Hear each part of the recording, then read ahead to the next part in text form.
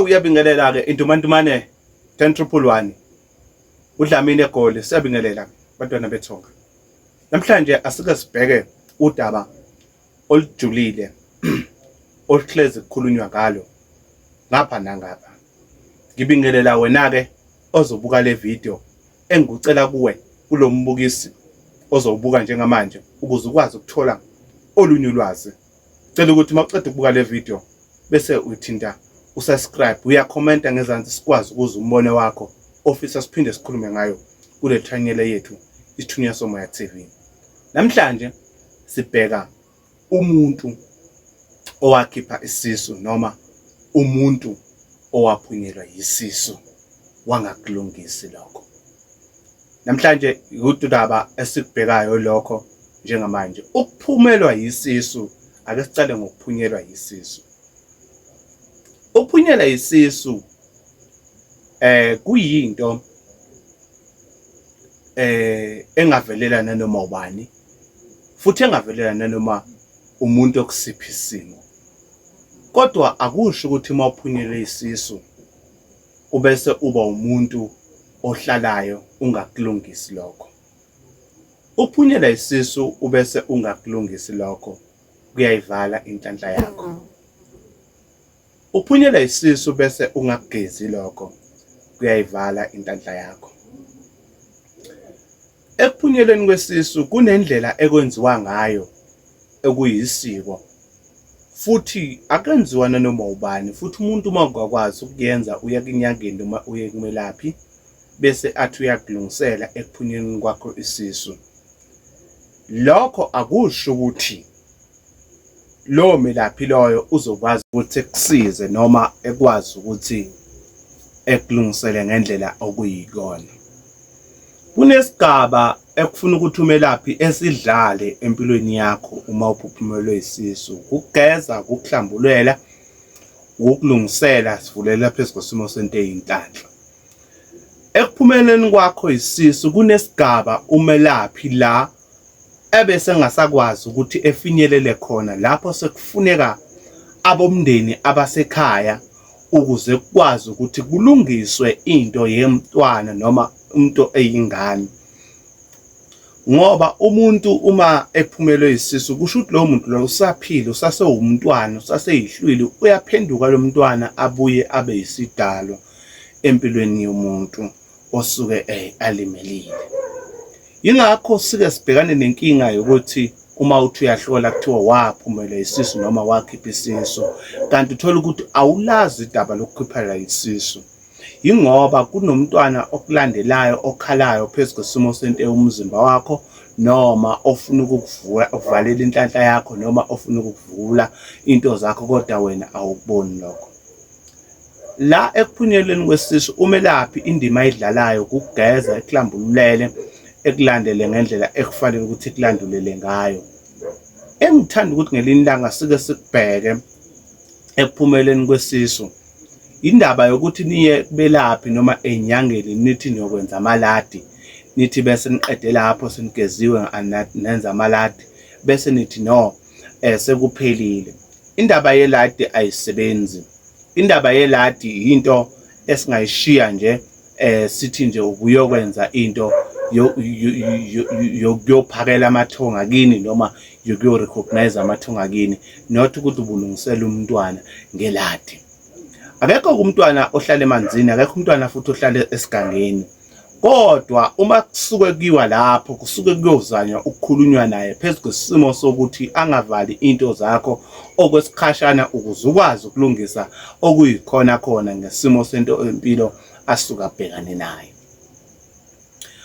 2 la ekuphunyelweni kwakho isisu noma isisu sakho masaphuma lapho kufuneka isilwane sembuzi esimbuzi lena ezohamba iye nesekhaya uthatha umntwana afake esithongweni lasekhaya ngokuphelele ngendlela okuyikona. Akusho ukuthi mawugeza umntwana ngamaladi nimenzele abantwana bese niphose impahla emfuleni sekuphelile kanjalo. Zazi ukuthi lapho usadlalile, uzazi ukuthi lapho usawuba umuntu kodwa owenze into yokuthi iChristmas party noma usenze ukudlala. Kusho mina indumandumane 10,111 uma ukhona uthi uyakuphikisa lokho engikushoyo ungumelaphi ubongithinte ecingweni ngikwazi ukukutshela iqiniso nokuthi udlala ngabantu. Okwesibili, lokhu engikushoyo, umntwana uma sesegezwa esekhaya, lokho kunosiko olenziwayo njengento ngathi mina kubekwa into yokuphiswa utshwala, kuphiswe umqombothi, kuphiswe into yokuthi la ekhaya kube nenjabulo lomntwana uma azoqala efakwe la iphakathi ngekhaya, ngoba ungumntwana olandwayo ebuyiswe efakwe ekhaya abe yilithonga elihle ngaphakathi kwesimo sasekhaya. Lo mntwana ke ngoba usuhambile waphuma kuwe wakumnikanga igama, akusho ukuthi uma ummemeze emanzini noma ummemeze entabeni wamnikeza igama omnikezelwe emanzini sekuphelile kanjalo, sekuyiphutha lokho enikwenzayo lokho, noma wena melaphi uma usho ukuthi uyakwenza lokho uyazi ukuthi udlala ngabantu, udlala ngesikhathi sabantu ukuthi ubenzele into engasiyiyo. Sila endabeni yanamhlanje yokulimalela umntwana, yokuphumelwa isisu. Lapho ke sekufuneka ubaba weyingane ukuthi naye abe khona. La emandulo noma kudala kwakwenziwa ukuthi ubaba womntwana uma ephunyelwe isisu noma umama womntwana ephumelwe isisu, abakontombi bageza abakondoda, indoda igeze la indoda beyiconywe khona, begezwana ngale begeze lona ngapha begeze lona. Kodwa ngokuthi manje sekunemikhuba eyenziwayo edlozini kungalandela usiko ngendlela ekufanele ukuthi kulandele ngayo, omunye mahlukane nomunye usuyayigezela nomunye seyayigezela, ngezathu zokuthi uthola ukuthi abasahlangene ngendlela kwakukosa ukuthi behlangene ngayo.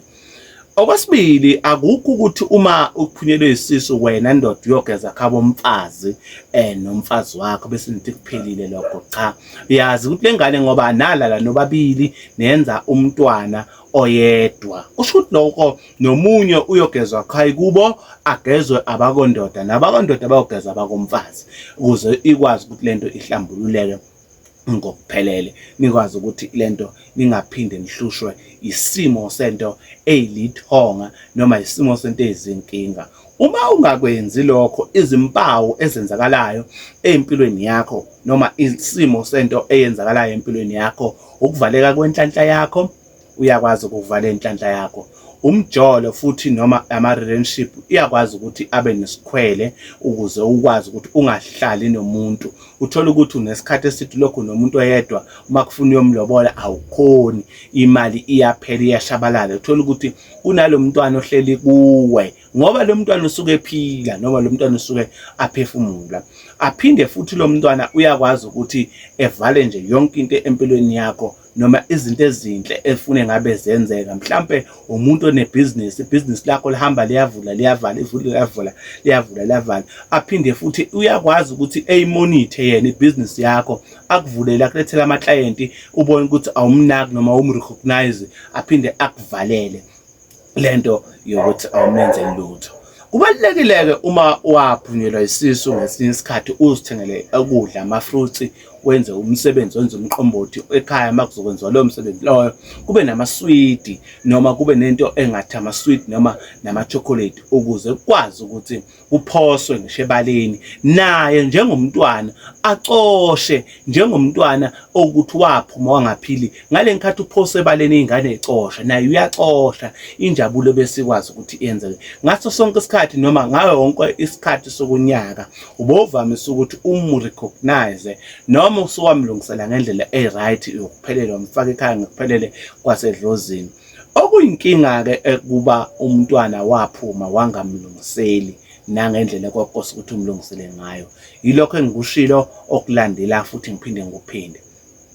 Umjolo, ama-relationship uyawavala, imisebenzi uyayivala, imali uyayivala, usebenza imali ungayiboni, ukuthi uyazama la uzama khona kungahlangani, izinto zamagigi ukuhlangana nabantu abanebhizinisi kuyakuvala. Njalo wena uthola ukuthi unayo inhlanhla yemali yokuhlangana nabantu abazokulethela impilo yakho engcono, kodwa yena abese akuvala. Kubalulekile ukuthi uhambe ulungise indaba yokuthi waphunyelwa isisu. Ngizobuya ne-episode elandelayo ngendaba yokukhipha isisu ngoba uyafuna ukuthi siphinde sikuthinte ukukhipha kwesisu.